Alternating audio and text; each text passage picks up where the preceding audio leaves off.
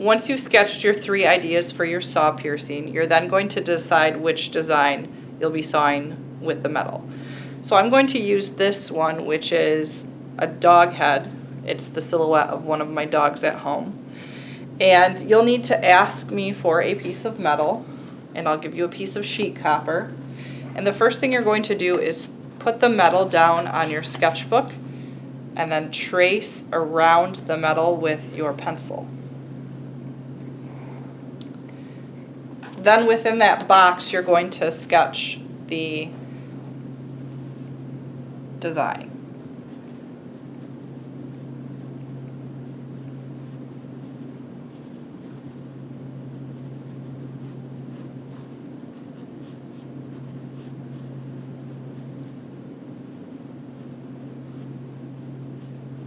So what I'm going to do next is cut out this square or rectangle, and I'm going to glue it right onto the copper so that when I'm sawing, I can follow the lines instead of just trying to freehand it.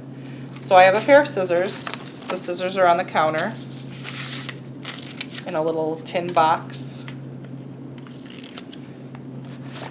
You're going to attach your paper to your metal by using rubber cement.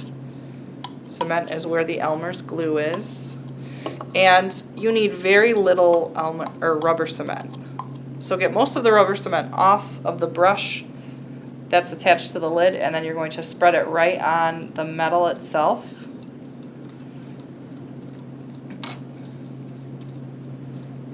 So we just need a little bit, a thin layer. Then what you'll do is put your paper right on top of your metal, press it on there, and what you'll need to do is let this dry for a few minutes so the rubber cement isn't wet when you start sawing. Now if you'd like to, you can get a pen or a Sharpie and you can outline your design, just because sometimes when you're sawing and you use a pencil, the pencil tends to rub off. So you can use a Sharpie, or if you have a pen with you, that'll work too. And you'll know that your rubber cement is dry by sort of pressing the paper, trying to push the paper off, and if it doesn't push off, then it's dry. In the meantime, you can also set up your station. I'm going to go ahead and get started because this is ready. So your metal again goes on the bench key. You'll hold it like this. You'll make sure that you watch your fingers and that you wear safety glasses. I'm going to start right at the nose because that is the closest area to the edge. So I don't have to saw in very far before I start sawing around the shape. So I'm going to angle it like this because I'm going to go down first and then I'll make this turn over here. Again, don't press your saw blade into the metal. Don't press really hard. You'll just rest it and begin sawing. And I'm going to tighten up my blade just a little bit so that it's really tight.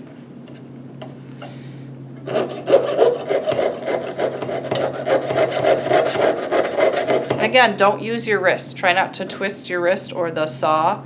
You're going to be turning the metal gradually as you're sawing to make that curved line.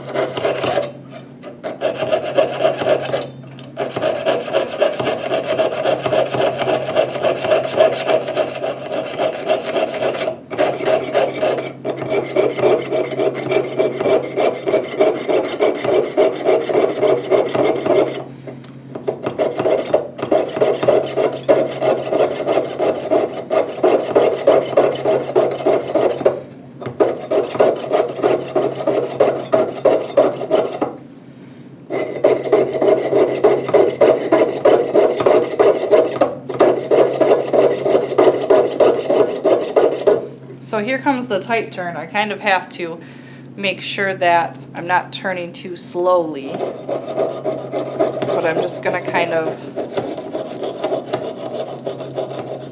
turn as I'm sawing here.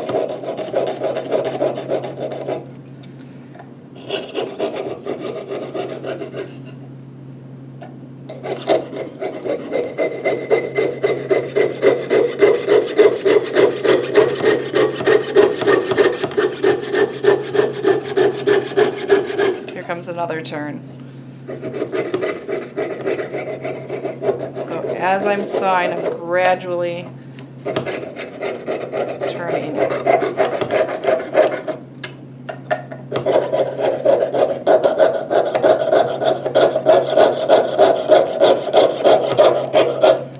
If you feel like as you're sawing and if you're making really good progress with one saw blade, you'll start to notice that it gets a little more difficult to saw. And that's just because the teeth on the saw start to wear out after a while. So if that happens, just use it as much as you can, and then you may need to get another blade.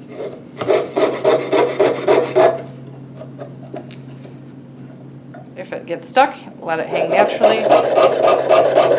Place it down and keep sawing.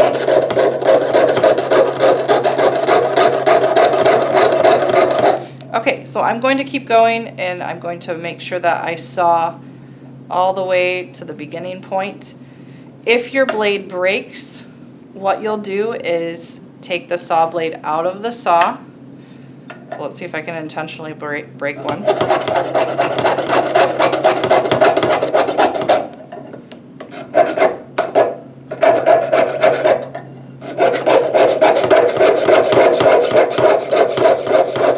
Doesn't want to break. Okay, so if it breaks, then what you'll do is take the saw blade out. So I'm just going to take this out. And then what I'll do is I'll load another blade, make sure I have beeswax. And then what I would do is you can either start sawing in and start real loosely sawing and working around the line. Or if you just want to start where you left off, so I stop sawing here, I can just saw in from the side and keep going with that. So saw your entire shape out, and then we'll get to the next step.